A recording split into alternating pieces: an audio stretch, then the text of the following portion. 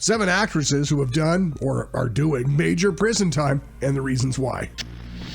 Abby Lee Miller.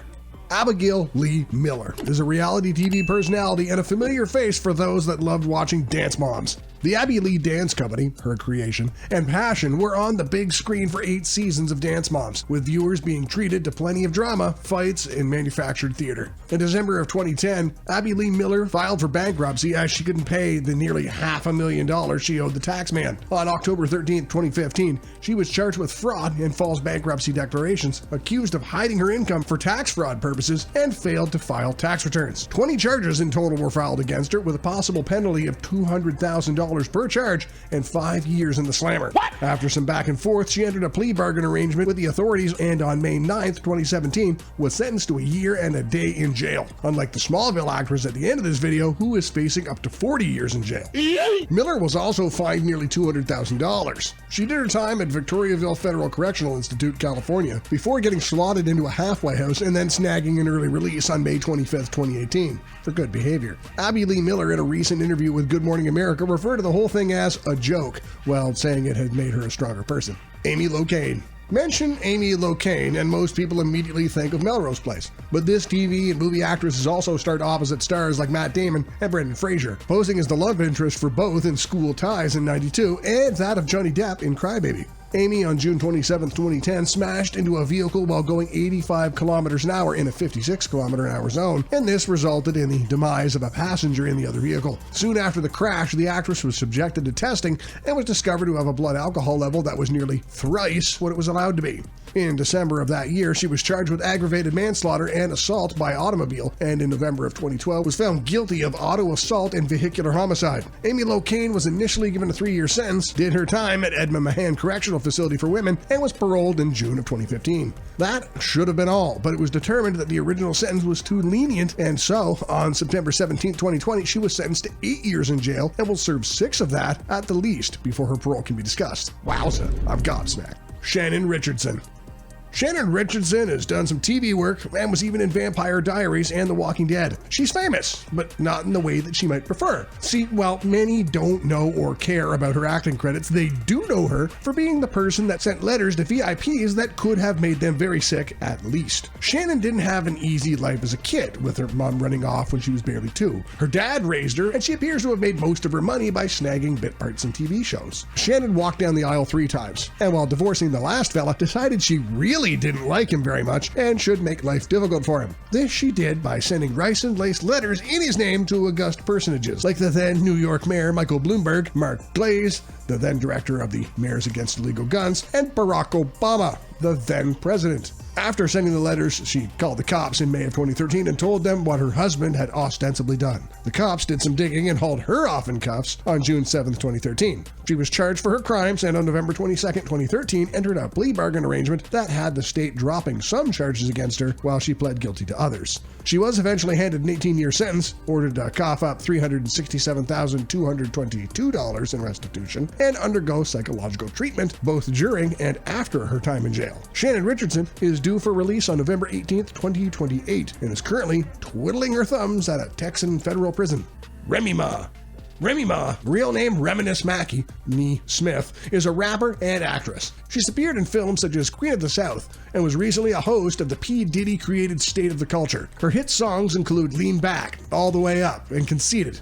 And she's been nominated for a Grammy an impressive 3 times. Born in the Bronx, Remy Ma had a tough childhood but fought back against the whole situation by putting together sick rhymes on the regular. Eventually, she got noticed and never looked back. During the early morning hours of July 13, 2007, Remy Ma, while at a Manhattan delicatessen, got into a shouting match with an acquaintance that she accused of stealing 3,000 smackaroos from her purse. This was cut short by the rapper and actress fatally shooting her, ransacking her purse in search of the stolen money, and later walking into a police station and surrendering to the cops. She was arrested and pleaded not guilty, only to get into more trouble in August 2007 when she was said to have convinced friends of hers to assault the boyfriend of the waitress to the July 2007 shooting. For all these, Remy Ma was hauled in and on March 27, 2008, found guilty of illegal weapon possession, assault, and attempted coercion. She was given an 8-year sentence, which she served at the Bedford Hills Correctional Facility for Women in New York, and was set free on August 1, 2014, after 6 years in the slammer. Lil Kim.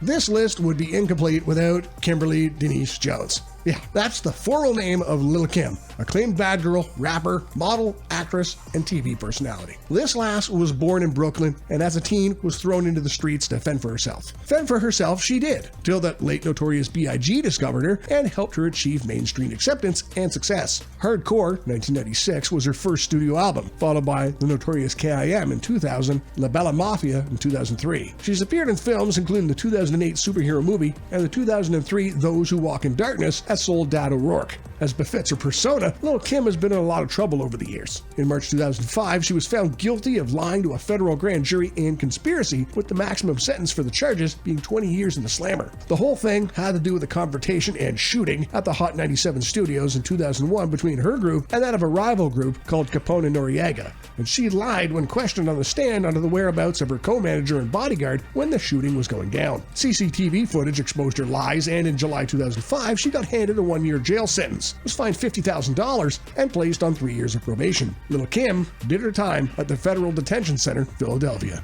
Martha Stewart.